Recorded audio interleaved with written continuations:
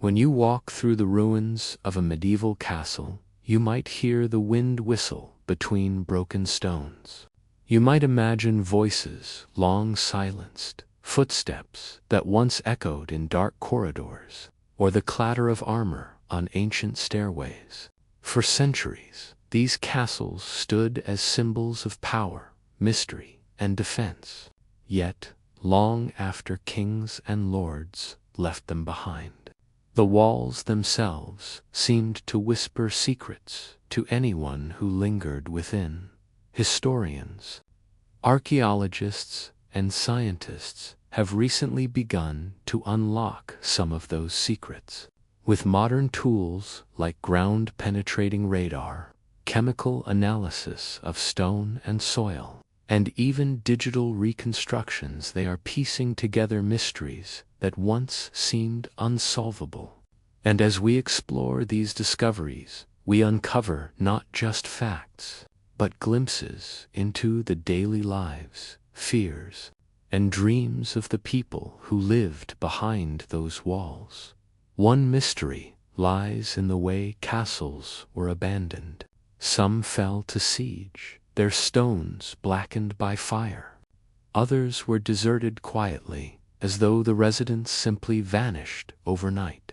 Local legends would grow in their place, whispers of ghosts, curses, or secret tunnels that led to hidden treasures. For centuries, these stories passed from mouth to mouth, keeping villages awake on cold nights. But new studies show that many castles were not destroyed by war or by supernatural curses. Instead, they were abandoned because of changes in power, shifts in trade, or even the changing climate. Some castles that were once centers of thriving towns suddenly found themselves cut off from rivers or trade roads, leaving their great halls empty. Archaeologists can now trace this through pollen samples in the surrounding soil, evidence of farmlands shrinking, forests regrowing, and human presence fading. Another mystery was the construction itself. People often wondered, how did medieval builders lift massive stones without modern machinery? The walls of some fortresses reach impossible heights, and for years, stories of giants or divine intervention were told. But with new discoveries, researchers have uncovered the clever use of wooden cranes, treadwheels powered by men walking inside giant wheels, and scaffolding systems that made what seemed impossible entirely human. Even more fascinating are the secret chambers. In castles across Europe, archaeologists have uncovered hidden passageways bricked up for centuries. Some led to underground escape routes, while others were used for smuggling or secret meetings. In one castle in the British Isles, radar scans revealed a network of small rooms beneath the chapel floor. When opened, they found not treasure, but bones, human remains carefully placed in niches, perhaps of loyal servants or family members kept close even in death. The discovery solved a local mystery of why villagers always claimed to hear voices singing beneath the chapel during storms. Every stone in these castles carries a fragment of memory. The cracks in a wall reveal the scars of siege. The soot stains near a fireplace tell of long winters when whole families huddled together for warmth. And the faded carvings on wooden doors tell us that, even in times of war, there was room for art, for love, and for expression. Today, when we look at the ruins, they appear lifeless. But with each mystery solved, the castles feel alive again. They remind us that history is not only about kings and battles, it is about human lives, ordinary and extraordinary, etched into the stones. And as you listen, as you let the slow rhythm of these stories carry you into calm, you might imagine that you are standing there in the quiet ruins, hearing the whispers of walls that refuse to be silent. When we think of the Middle Ages, we imagine vast cathedrals stretching high into the sky, their stained glass windows glowing with colored light, their bells echoing across valleys and towns. Within these holy spaces, relics, precious fragments of saints, holy objects, or legendary artifacts were believed to hold divine power. People traveled hundreds of miles to see them, to kneel before them, to whisper their prayers in the hope of miracles. But many of these relics vanished. Some disappeared during times of war, stolen by raiders or hidden by monks. Others were swallowed by fire, flood, or the chaos of political change. For centuries, entire towns told stories of lost treasures, the bones of saints, the chalices said to have touched Christ, or fragments of the true cross. These mysteries became legends, passed down through generations, and many believed they were gone forever. Now, with modern research, a few of those mysteries have been solved, and the answers are as surprising as the relics themselves. One famous case is the relics of Saint Nicholas, the figure who would one day inspire the legend of Santa Claus in the Middle Ages. His bones were said to rest in a church in Myra, in modern-day Turkey. Pilgrims came from across Christendom to pray before them. But in the 11th century, his bones disappeared. For centuries, rumors spread. Were they stolen, lost, hidden away in secret crypts? Recently, archaeologists and historians confirmed that Italian sailors took his remains to Bari, Italy, where they still rest today. Scientific studies of the bones reveal they do indeed date to the correct time period, solving a mystery that had puzzled Europe for almost 1,000 years. Another tale surrounds the holy chalices, the so-called cups of Christ. Throughout the medieval world, multiple churches claimed to possess the true vessel from the Last Supper. Entire pilgrimages were built on these claims, drawing believers who longed to be near a physical piece of the divine. But where did they all come from? For centuries, skeptics doubted any of them could be real. Recently, however, researchers tracing medieval trade routes discovered that many chalices thought to be miraculous were actually crafted in the Middle East during the Crusades, carried back by knights and mistaken or deliberately presented as sacred relics. In truth, they were not ancient, but they became sacred through the belief people placed in them. Some relics, however, remain missing. The crown of thorns, once kept in Paris, vanished during the chaos of the French Revolution. Parts of it may still survive in fragments, but no one can be sure which are genuine. Historians piece together its journey through old letters and inventories, solving one part of the puzzle while leaving others in shadow.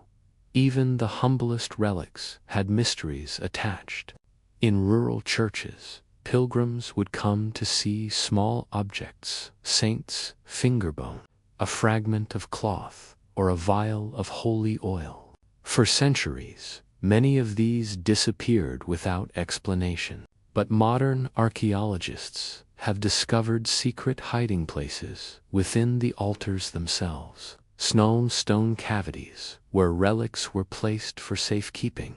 Some were forgotten as centuries passed, rediscovered only when churches were restored. Each discovery is like a time capsule, carrying whispers of the faith and fears of medieval people. The vanished relics remind us how fragile history can be.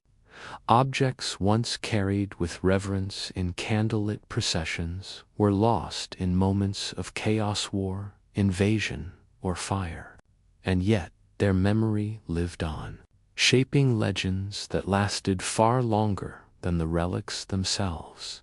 Imagine, for a moment, being a pilgrim in the Middle Ages. You have walked for weeks along muddy roads, your feet blistered, your cloak soaked from rain.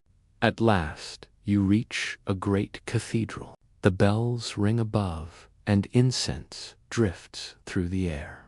You join the crowd as they move slowly forward, torches flickering on stone walls, until at last you stand before the relic. You kneel, you whisper a prayer, you believe. For you, the relic is not just bone or wood, it is hope itself. Today, even when the relics are gone, that feeling still lingers in the stories. And with each new discovery, historians remind us that the past is never fully lost. It waits, hidden in walls, buried beneath altars, carried in whispers, until the day it is uncovered again. Royalty in the Middle Ages lived in towering castles, surrounded by guards, cloaked in wealth, and blessed with divine authority, or so it seemed. But behind the glittering crowns and jeweled thrones, their lives were anything but secure. For every coronation there was a shadow, for every feast a hidden danger. Kings and queens died, not only from war or old age, but also from mysterious illnesses, suspicious accidents, and whispered assassinations. For centuries, their deaths remained unsolved puzzles, shrouded in rumor and legend. Only now, with the tools of science and the careful work of historians, are some of these mysteries being unraveled. One of the most haunting cases is the death of King Richard the Lionheart. The warrior king, famed for his role in the Crusades, was struck by an arrow while besieging a castle in France. He lingered for days before dying, but the cause of death, was it the arrow wound itself, poison, or infection? Recent studies of similar medieval injuries, combined with historical accounts, strongly suggest it was not the arrow that killed him, but the infection that followed, what we would today recognize as sepsis. In an age without antibiotics, even the mightiest warrior could be undone by something as small as a splinter of wood or a fragment of cloth left inside a wound. Then there is the fate of King Edward II of England, whose death has long been one of the darkest royal mysteries. Officially, he was said to have died in Berkeley Castle in 1327, murdered by his captors after being deposed. The most infamous story claimed he was killed with a red-hot poker, a detail so lurid it passed into legend. But modern scholars examining records suggest something different, that Edward may not have been killed at all, but instead smuggled away and lived in secret exile. Documents from Europe even reference a mysterious figure fitting his description appearing years later. If true, then the story of his death was a carefully crafted deception, meant to close a chapter of political turmoil. The truth may never be fully known, but the mystery reminds us of how power often rewrote history in blood and silence. The medieval queens, two-faced fates wrapped in shadows. Eleanor of Aquitaine, one of the most powerful women of the Middle Ages, lived to old age. But the deaths of her rivals and enemies carried dark rumors. In the medieval mind, sudden death was often linked to poison, a tool whispered to be favored by queens and noblewomen. Without modern science, every cup of wine, every dish of meat could carry suspicion. Today, chemical tests on preserved remains have revealed traces of mercury and arsenic in some royal burials. While some exposures may have been medical treatments of the time, others suggest foul play may have been more than just rumor. Another chilling mystery surrounds the princes in the Tower, the young sons of King Edward IV of England. In 1483, they were placed in the Tower of London by their uncle, Richard, Duke of Gloucester, who soon declared himself King Richard III. The boys were never seen again. For centuries, their fate was one of England's darkest secrets. Some believed Richard ordered their murder to secure his throne. Others suspected rival claimants, or even that the boys were smuggled away in secret. In 1674, bones of 2 children were found buried under a staircase in the Tower, thought to be the lost princes. But only in recent times has science come close to solving the mystery. DNA testing is now planned to confirm their identities, which may at last reveal whether the princes were murdered or their fate has been misunderstood for centuries. Not all mysterious royal deaths were violent. Some were puzzling for their sheer strangeness. Charles VI of France, known as Charles the Mad, suffered from terrifying fits of insanity, believing at times he was made of glass. His death, after years of madness, raised questions of whether he had been poisoned, cursed, or stricken by a disease unknown to medieval medicine. Modern historians believe he likely suffered from schizophrenia or a related disorder, made worse by the stresses of kingship. His death, though natural, remained cloaked in mystery because his condition defied understanding in his own time. These stories remind us that power did not guarantee safety. To be royal was to live in a golden cage, surrounded by enemies and haunted by shadows. Behind the crowns were fragile bodies, vulnerable to sickness, betrayal, and fate. And in their deaths, we glimpse the fears of the medieval world, the fear of poison, of assassination, of curses, and of the silence that follows when truth is buried with the dead. As you listen to these mysteries, let your mind drift to candlelit halls where whispers traveled faster than the wind. Imagine the flicker of torches along stone corridors, the heavy thud of armored footsteps, the hush of servants carrying secrets. Somewhere beyond the banquet tables and jeweled crowns, danger was always waiting. And the kings and queens, for all their majesty, were never more than human, fragile, mortal, and often alone in the dark. Among all the legends of the Middle Ages, few shine so brightly or so mysteriously as the tales of the Knights Templar. They were warriors, monks, bankers, and guardians of secrets. For nearly 2 centuries, they rose from humble beginnings to become one of the most powerful orders in Europe. They built fortresses, protected pilgrims on the road to Jerusalem, and handled vast treasures and lands. And then, suddenly, they were gone, vanished in a storm of accusations, arrests, and whispered curses.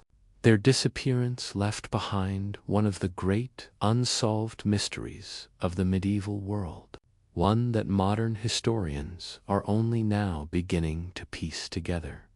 The story begins in 1119, when a small group of knights pledged themselves to protect travelers in the Holy Land.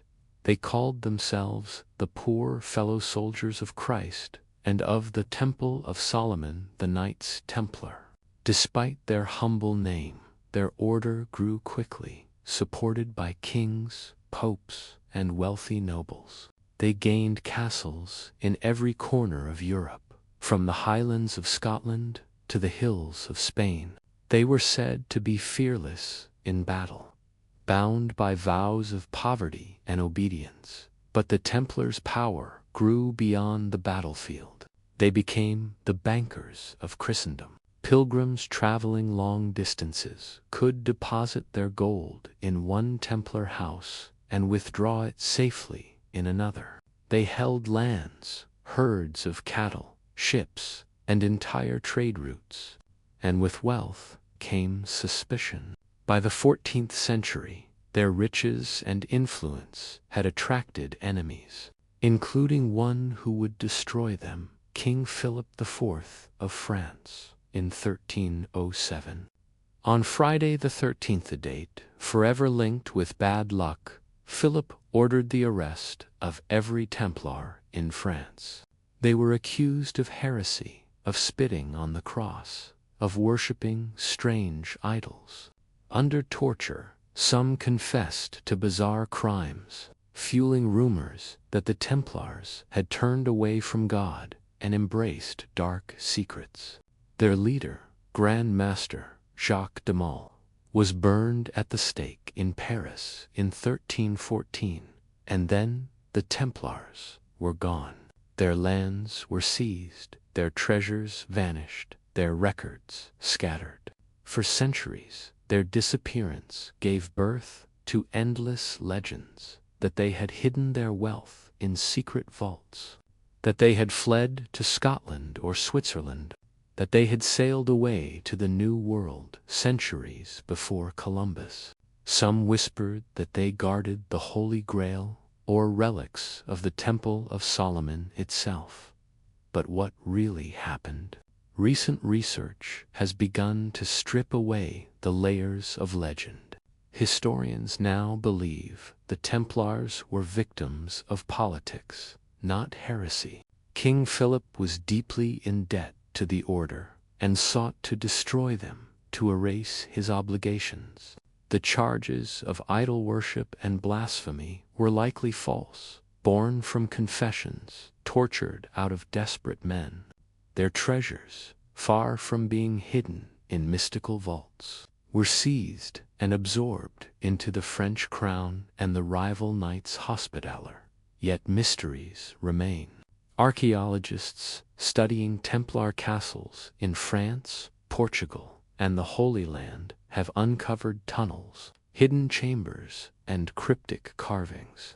In one fortress in Tomar, Portugal, symbols etched into the stone suggest the Templars practiced rituals we still do not fully understand. In the ruins of Acre, their last stronghold in the Holy Land, divers discovered submerged tunnels that once connected their fortress to the Sian escape route that may have allowed some knights to flee. Even modern DNA studies have added new layers. Skeletal remains from Templar burial grounds reveal men who were tall, well-nourished, and often scarred by battle. Their bones tell the story of warriors who lived harsh lives, yet their collective fate remains a patchwork of truth and speculation. Did some survive and blend into other knightly orders? Did they secretly preserve their brotherhood in remote corners of Europe? Legends grew because people wanted the Templars to remain alive in memory. In times of uncertainty, secret knowledge and hidden brotherhoods hold a certain comfort. Stories of the Templars became tales of resistance, of treasures waiting to be found, of wisdom passed down in whispers. Even today, books and films carry their shadow, feeding our hunger for mystery as you let these stories flow over you. Imagine the flicker of torches in a great hall where armored knights kneel in silence. Picture the hush of a secret ritual, the sound of vows spoken softly beneath the stone arches of a chapel. Outside, storms rage and kings plot, but within those walls, the brotherhood endures. The knights who vanished leave behind not only unanswered questions, but also a dream of loyalty, sacrifice, and secrets too powerful to be erased. The walls of their castles may have crumbled, their banners may have fallen, but the Templars' echo still drifts across the centuries, an echo of mystery that lulls us, even now, into the quiet of the medieval night.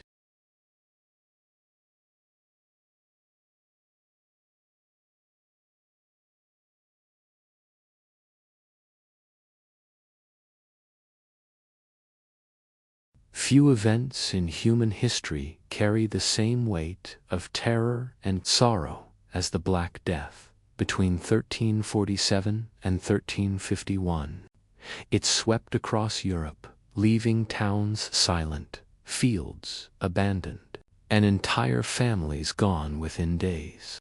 It is said that 1/3, perhaps even half, of Europe's population vanished into the grave during those years.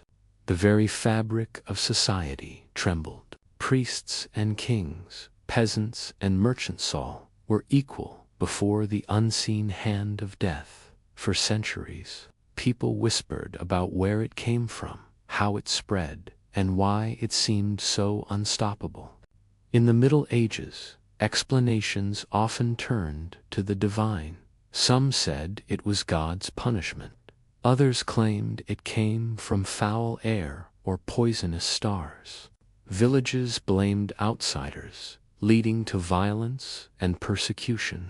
But the truth, hidden for centuries, has only recently been uncovered through the patient work of scientists and historians. And the answers reveal not only how fragile life was in the Middle Ages, but also how far our search for understanding has carried us. The Black Death was caused by a bacterium called Yersinia pestis. This we know today, but the mystery for generations was, where did it begin? For a long time, scholars believed it started in China, traveling along the Silk Road before reaching the Mediterranean. Others thought it might have been born in the swamps of Central Asia, carried by fleas living on rodents. Still others argued it may have arisen in multiple places at once. The debate stretched on for decades. Only recently, thanks to genetic research, have scientists traced the origins with greater precision. By analyzing DNA from skeletons buried in plague cemeteries, researchers discovered that the strain of the plague that devastated Europe likely originated near the region of modern-day Kyrgyzstan. In ancient graveyards, inscriptions mark sudden deaths in the 1330s, years before the plague erupted in Europe. Genetic testing of teeth from those graves revealed Yersinia pestis, chilling confirmation that the disease had begun its deadly march there. But how did it travel so far, so fast? Medieval trade held the answer. Merchant caravans moved across Asia, carrying silk, spices, and precious goods. But when those rats climbed aboard ships at Black Sea ports, the plague gained wings. By 1347, Genoese trading ships carried the unseen killer into Sicily. From there, it spread like wildfire, leaping from city to city, ship to ship, leaving nothing untouched. The symptoms were horrifying. Accounts describe people struck with fevers, vomiting, and painful swellings, buboes on their necks, armpits, and groins. Within days, many were dead.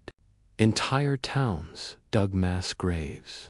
Bell towers tolled endlessly, so much so that chroniclers said the sound of death became part of the air itself. And yet, even as death surrounded them, people searched for explanations. Doctors wore long-beaked masks filled with herbs, believing the bad air could be filtered. Processions wound through towns, men whipping their own backs to beg God's forgiveness. Astrologers studied the stars for clues. Some even believed earthquakes had released poisonous vapors from the ground. The true cause remained hidden beyond their knowledge. But today, as we test bones preserved for centuries beneath the earth, we see the real story: tiny bacteria, invisible to the naked eye, carried in the bite of a flea. A simple insect, smaller than a fingernail, brought down empires and reshaped history. What makes the story even more haunting is that the Black Death never truly vanished. Outbreaks returned again and again, in smaller waves, for centuries. London's Great Plague of 1665 was only one of many and yet, in each recurrence, humanity adapted, survived, and slowly learned. Modern science, too, has solved another mystery. Why did some survive? Genetic studies show that certain people carried mutations that gave them partial resistance to the disease. Their descendants passed these traits forward, shaping the very DNA of modern populations. In this way, the Black Death did more than destroy, it changed the human race itself. As you listen to this story in the quiet of night, imagine the empty streets of a medieval town. The doors are shut, the windows barred. Silence broken only by the toll of church bells and the creak of carts carrying the dead. Smoke rises from pyres on the edge of the fields, and yet, somewhere, a single candle still flickers in a window. A family prays, whispers, hopes, even in the darkest of times. Light remained. The Black Death was not only a tragedy, was also a mystery of origin, of cause, of survival. And now, with the tools of science, we can finally see what medieval people could not. The answers do not erase the sorrow, but they bring clarity to centuries of fear. They remind us that even the darkest mysteries can one day be illuminated by the light of flickering candles, in chambers thick with the smell of herbs and smoke. Medieval alchemists worked through the night. Their tables were cluttered with glass vessels, brass scales, jars of powdered minerals, and strange symbols drawn in ink across parchment. To the outside world, they were either holy seekers of divine truth or dangerous sorcerers meddling with forbidden knowledge. To themselves, they were explorers, searching for secrets locked within nature, hidden behind a veil of mystery. For centuries, their writings baffled readers. Written in cryptic codes, filled with symbols of suns, moons, dragons, and serpents, their manuscripts seemed more like riddles than instructions. Some claimed they were deliberately disguised, so only the worthy could understand. Others believed the alchemists truly dealt in magic. And for generations, historians were left wondering, what were they really doing? Only in recent years has science begun to decode their work. By carefully studying surviving manuscripts, analyzing the substances they described, and even recreating their experiments, historians and chemists have started to reveal the truth. The alchemists were not conjurers of fantasy, they were early scientists, experimenting in ways that would one day lay the foundation for chemistry and medicine. One of the greatest mysteries of alchemy was the philosopher's stone, a mythical substance said to transform base metals into gold and grant eternal life. Kings longed for it, commoners dreamed of it, and alchemists dedicated their lives to its pursuit. But was it ever real? Modern research shows that the philosopher's stone was not a literal stone, but a symbol and allegory for transformation.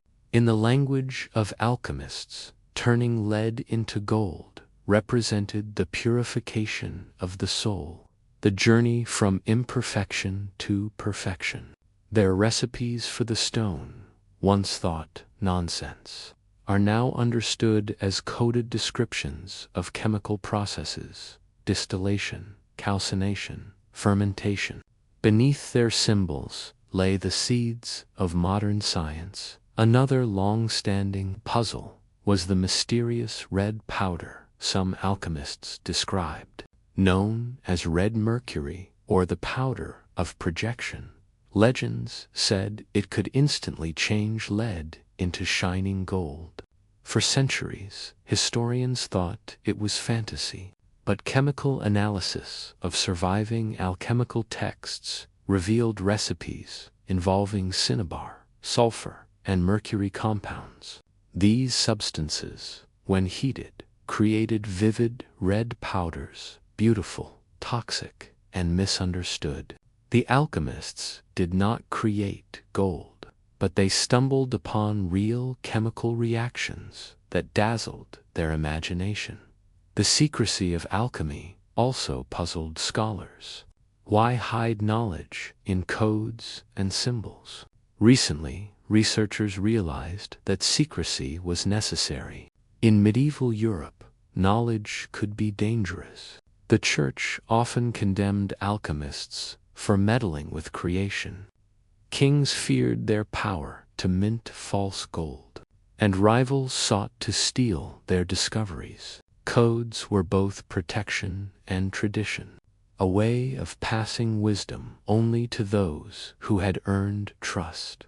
One of the most fascinating breakthroughs came when historians cracked the codes of a 400-year-old alchemical text, long thought unreadable. When deciphered, it turned out to describe the process of distilling alcohol. What seemed like riddles about serpents and fire was, in truth, an instruction for creating spirits. Another manuscript, when decoded, gave recipes for medicines made from herbs and minerals, surly forms of treatments we still recognize today, yet not all mysteries are solved. Some alchemical manuscripts remain indecipherable. The most famous is the Voynich manuscript, a strange book filled with unknown writing and illustrations of impossible plants. For centuries, cryptographers, linguists, and scientists have tried to crack its code. Some believe it is an elaborate hoax, others that it hides a lost language, or even the true secrets of alchemy. While some progress has been made, the manuscript still refuses to give up all its answers, keeping alive the dream that medieval science held deeper mysteries than we know. As we look back, we see that the alchemists were not failures, but pioneers. They may not have found eternal life, but they discovered distillation, acids, alloys, and pigments. They gave us glass stronger than before, dyes brighter than ever, and medicines that healed the sick. Their strange symbols and riddles were the language of curiosity in a time when knowledge was feared. Imagine, now, the quiet of a medieval workshop. A lone figure bends over a manuscript, ink staining his hands. Outside, the world is dark, but inside, a candle flickers, casting shadows on shelves lined with jars. He stirs a vessel, watches colors swirl, listens to the soft hiss of boiling liquid. For him, the universe is speaking in whispers of smoke and flame, and though centuries separate us, the mystery of his search still lingers, like the scent of herbs in the night air.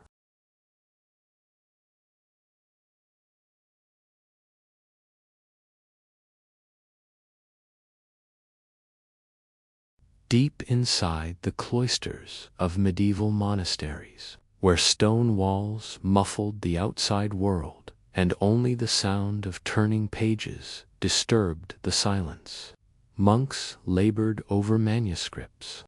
Their quills scratched softly against parchment, their ink made from oak galls and soot, their desks lit only by the faint glow of candles. In these scriptoriums, the wisdom of the ancient world was copied, preserved, and sometimes hidden.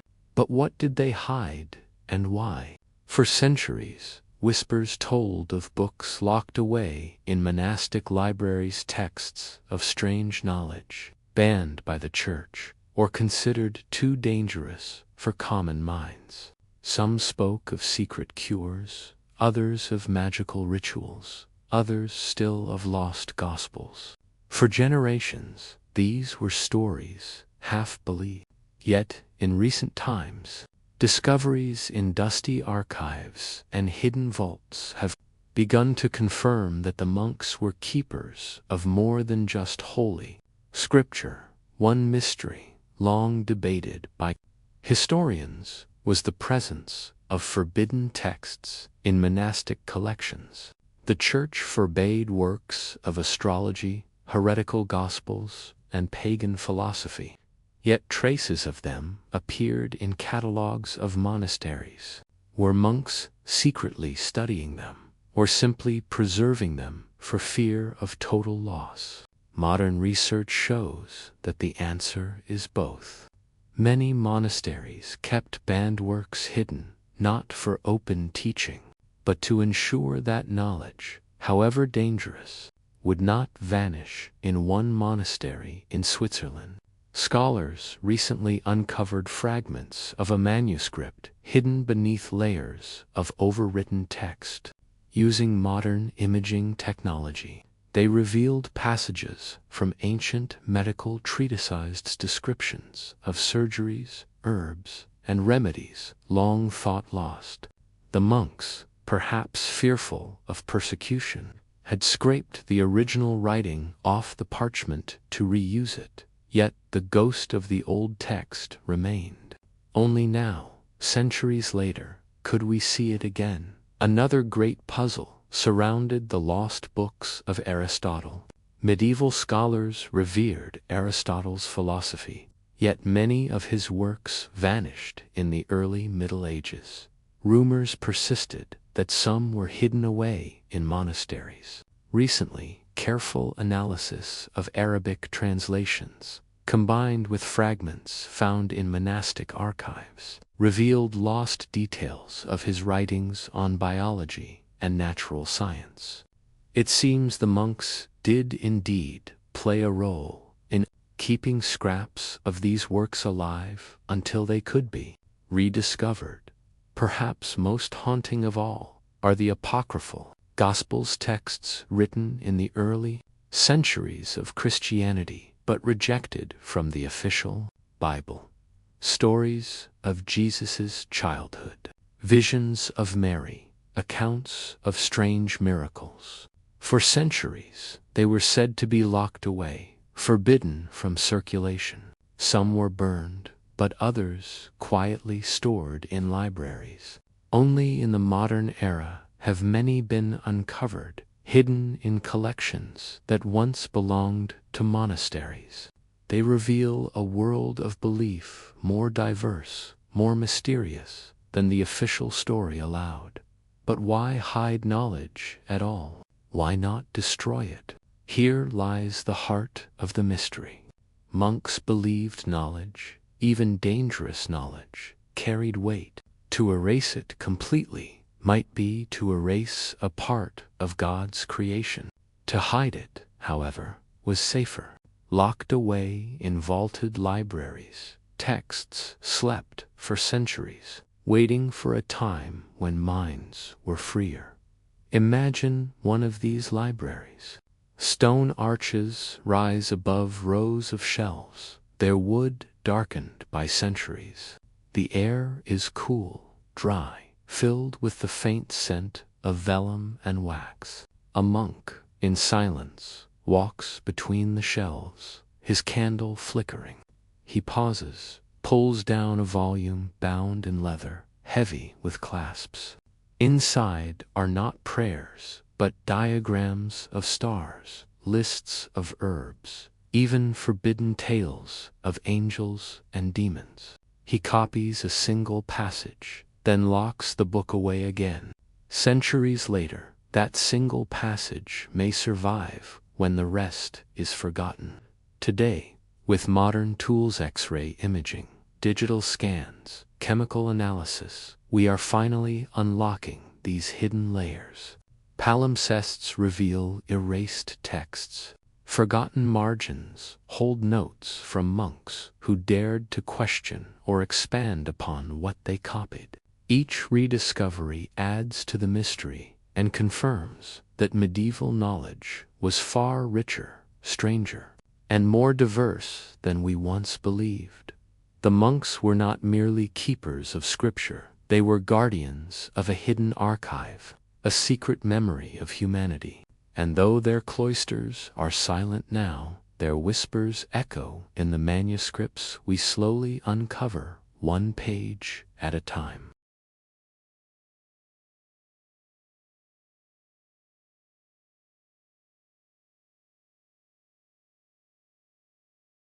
Beneath the great cathedrals and castles of medieval Europe lies another world, one of silence, darkness, and secrets carved into stone.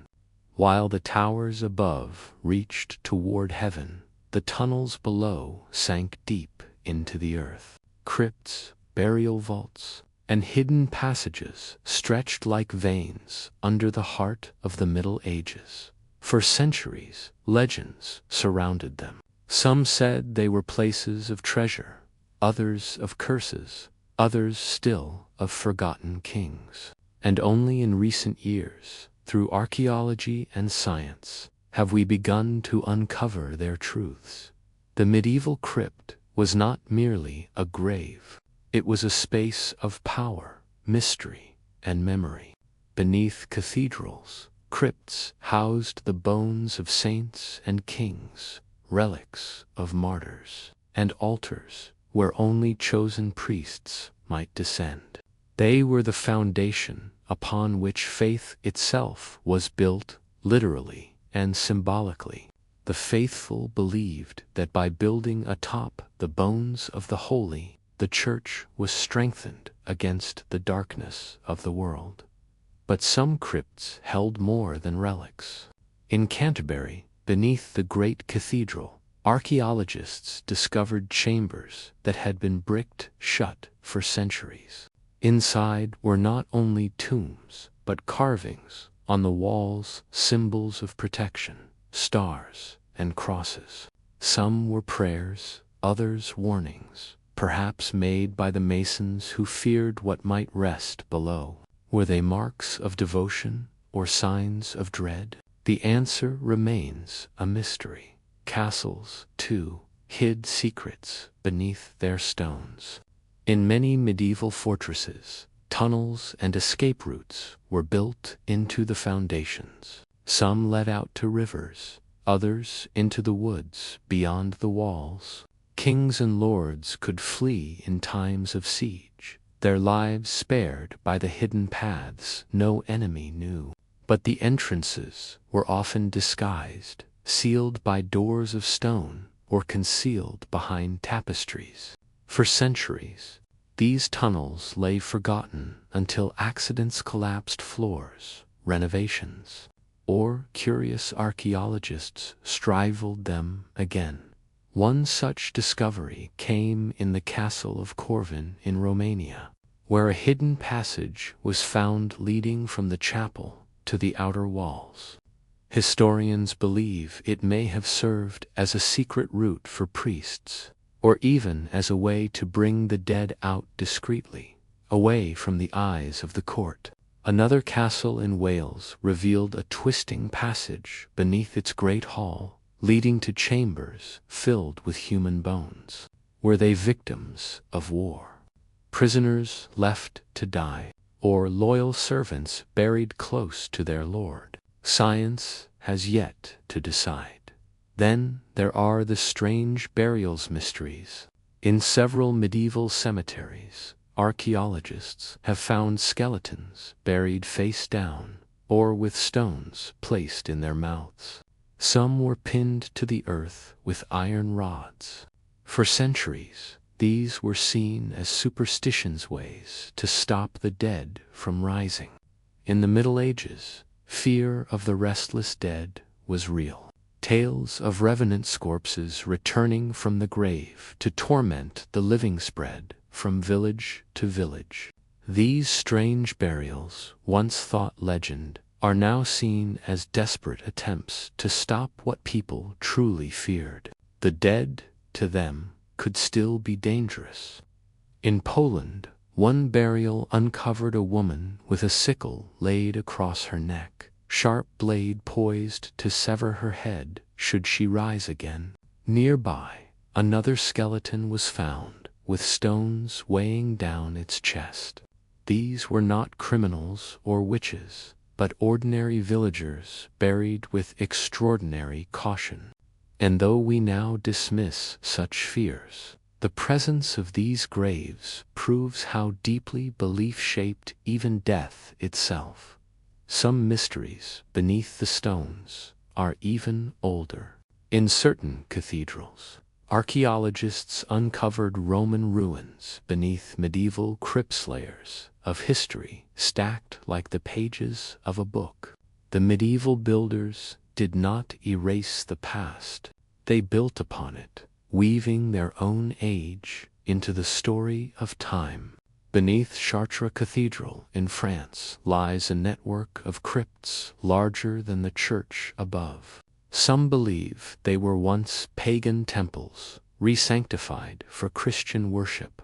Pilgrims still descend into these underground spaces, seeking silence, mystery, and the closeness of the ancient dead. Even more haunting are the ossuaries, bone houses built when graveyards grew to full. Beneath Prague, Paris, and other medieval cities, tunnels filled with bones stretch for miles. Skulls stacked in patterns, femurs piled like walls. To the medieval mind, bones were not grotesque, but sacred. They were the remains of the faithful, waiting for resurrection. Yet, walking through those tunnels, even today, one feels the weight of mortality, pressing down like the stones above. And yet, for all the grimness, there is also beauty. Some crypts are decorated with frescoes, mosaics, or carved capitals, telling stories of saints. Some tunnels echo softly, their acoustics designed for whispered prayers. To step inside them is to step outside of time, into a realm where the living and the dead seem to share the same space today. Archaeologists with lasers, ground-penetrating radar, and digital mapping tools are uncovering more of these underground worlds than ever before.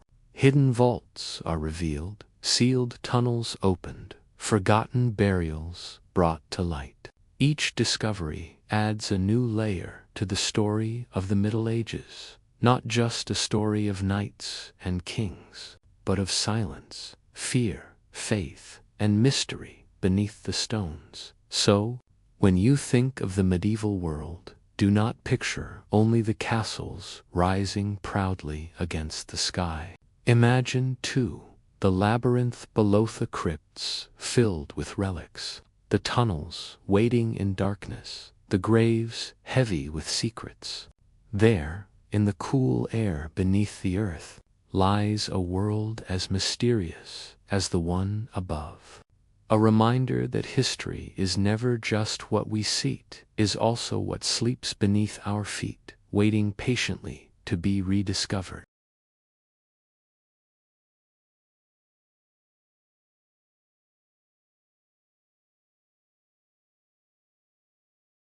The Middle Ages were not just an age of stone walls and iron swords, but also an age of images. From cathedral windows glowing with colored glass to manuscripts painted with gold leaf, art spoke where words often could not. Yet behind the beauty of medieval art lay mysteries, symbols, codes, and hidden messages that were not always meant for every eye to see. For centuries, scholars puzzled over strange figures in manuscripts, hidden faces in churches, or impossible creatures on the margins of holy texts. Only now, through careful study, are we beginning to understand what they meant. Step inside a Gothic cathedral. As sunlight streams through stained glass, colors wash over the stone. To the common peasant, the windows told stories from the Bible, the creation, the crucifixion, the saints and martyrs. But look closer, and you find details that seem strange faces peering from corners, mythical beasts hiding among the saints, even grotesque demons pulling at the robes of holy men. Why were such things carved and painted in holy places? For centuries, these were dismissed as decoration, or even as mistakes of craftsmen. But recent studies reveal a deeper truth. Much of medieval art carried layers of meaning, understood differently depending on who looked at it. The peasants might see one story, the clergy another, and the initiated scholars yet another beneath it all. One of the strangest mysteries lies in the margins of illuminated manuscripts. While the central text was Holy Scripture or prayer, the edges often contained wild scenes, rabbits jousting with snails, monkeys dressed as priests, knights battling giant insects. For generations, historians wondered why would monks, in their sacred work, draw such nonsense. Now, the answer seems clearer. These images were satire, humor, hidden in plain sight. They poked fun at the world, mocked the powerful, and sometimes even criticized the church itself. The margins were a safe place for laughter in a time when open criticism could be deadly. Another enigma lies in the carvings of churches. Gargoyles, with twisted faces and monstrous forms, crouched along the roofs, their mouths open wide. Officially, they were waterspouts, carrying rain away from the walls. But why shape them as demons, beasts? Some believed they were guardians, meant to frighten evil spirits from entering. Others think they were a reminder to the faithful. Beyond the safety of the church lay a world filled with danger. To this day, their meaning remains part warning, part mystery. Their stony eyes watching silently over centuries. Medieval painters, too, left behind riddles. In certain altarpieces, scholars have found hidden geometry patterns of circles, triangles, and stars woven into the composition. These were not accidents, but reflections of the medieval belief that divine truth was written in mathematics. To paint a saint within a perfect circle was to place him within the harmony of the cosmos. To align figures along sacred proportions was to mirror the order of heaven itself. Yet only now, with modern analysis, do we see how intentional and precise these hidden structures were. Even more puzzling are the mysterious faces and figures discovered beneath layers of paint. Using modern imaging, scientists have found that many medieval paintings were painted over earlier works. Sometimes these hidden layers show abandoned attempts, but other times they reveal figures deliberately concealed. A recent discovery in a church mural revealed a demon figure painted over by a saint, perhaps an artist changing his mind, or a patron demanding a safer image. These ghosts beneath the surface remind us that art was not static, but living, shifting, and layered with meaning. Perhaps the most haunting symbols are those connected to death. In manuscripts, skeletons dance across pages in what became known as the danse macabre, the dance of death. Skeletons lead kings, peasants, priests and children alike, hand in hand toward the grave. This grim art reflected the fears of the age. Famine, plague, and war could strike at any moment, sparing no one. To the medieval viewer, these were not just decorations, but warnings. Life is short, death certain, and only faith could prepare the soul. Yet, even in this darkness, there is strange comfort, for the art reminded all that death came equally, whether to the mighty or the humble. One mystery that long baffled art historians is the green manna face made of leaves, found carved into churches across Europe. Sometimes he smiles, sometimes he grimaces, but always leaves and vines sprout from his mouth and eyes. Was he a pagan god, hidden within Christian walls, or a symbol of rebirth, a reminder that life springs eternal? Modern interpretations suggest he may have been a merging of both, a relic of ancient nature worship absorbed into Christian art. He remains one of the most enduring symbols, both holy and pagan, alive within stone. And then there are the hidden messages of scribes. Some manuscripts, when read carefully, reveal acrostics, words spelled out in the first letters of each line.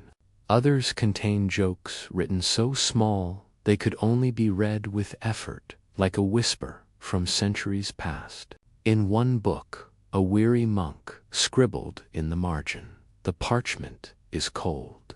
My hand is tired. I am very bored." Centuries later, we still hear his sigh across time. As you drift deeper into this world of hidden symbols, imagine walking into a medieval cathedral at dusk.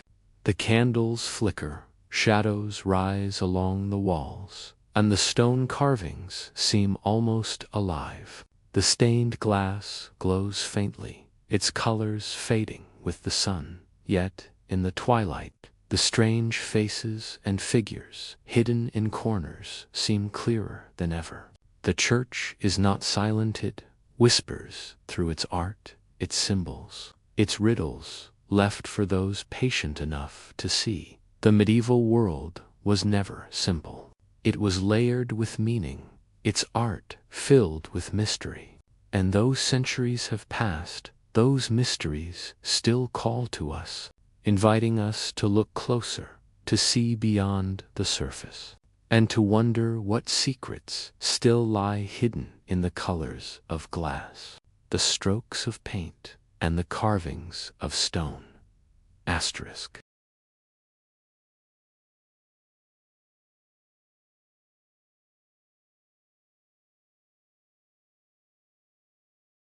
The mysteries of the Middle Ages are not only stories of knights and kings, battles and crowns.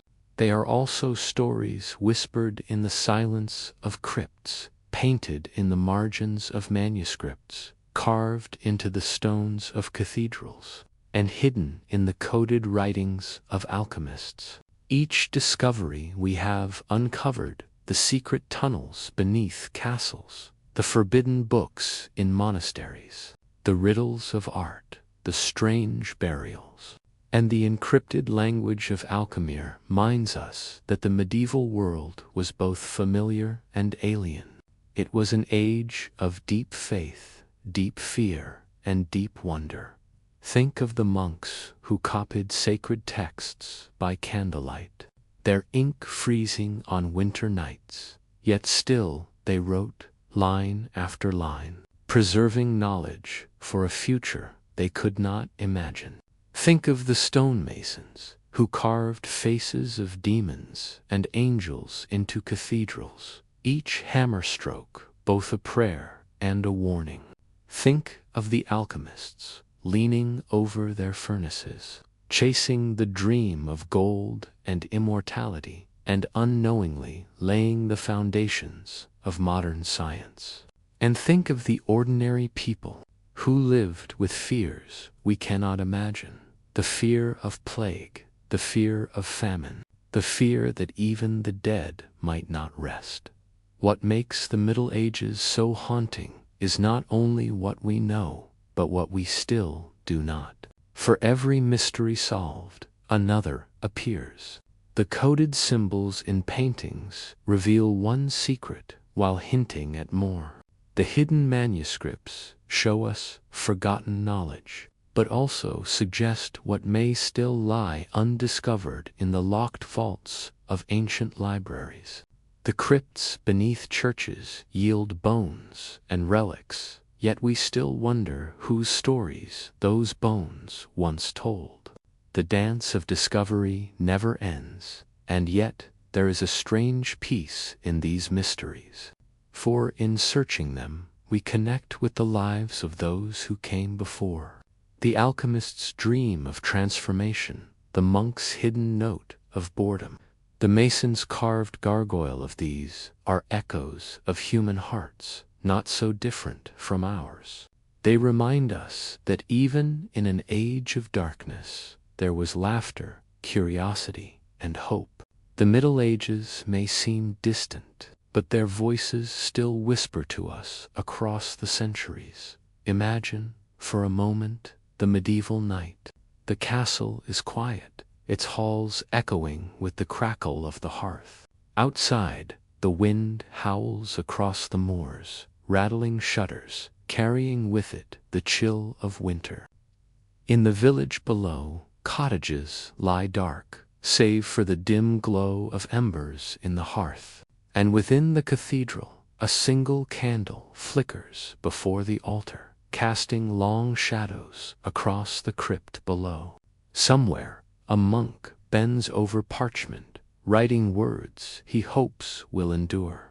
Somewhere, an artist paints a tiny figure in the margin of a book, smiling to himself at the hidden joke. Somewhere, an alchemist stirs a vessel, convinced he is on the verge of discovery. All of them, unknown to one another, are part of the same story of mystery, survival, and wonder. Now, centuries later, we walk among their ruins. We run our hands along the same stones, gaze upon the same stained glass, read the same pages where their ink has not yet faded. The mysteries they left behind are not just puzzles for us to solve, they are bridges connecting our world to theirs. And perhaps, when we listen closely, we realize the mysteries are not meant to be fully solved. They are meant to remind us that history is alive, that the past is never truly gone, and that even in silence, it speaks. So, as this journey draws to a close, let the mysteries of the Middle Ages settle gently in your mind. Let the crypts, the manuscripts, the symbols, and the strange stories drift like shadows across your imagination. You need not solve them all tonight. Some mysteries are meant to remain, like stars in a dark sky, distant, beautiful, and eternal. Close your eyes now. Let the voices of the past fade into quiet. Let the stone halls, the candlelight, and the whispers of forgotten secrets dissolve into dreams. For the medieval world, with all its mysteries, still lingers, not only in history books, but in the quiet places of our imagination where the past and present meet, and where sleep gently carries us into its own kind of timelessness.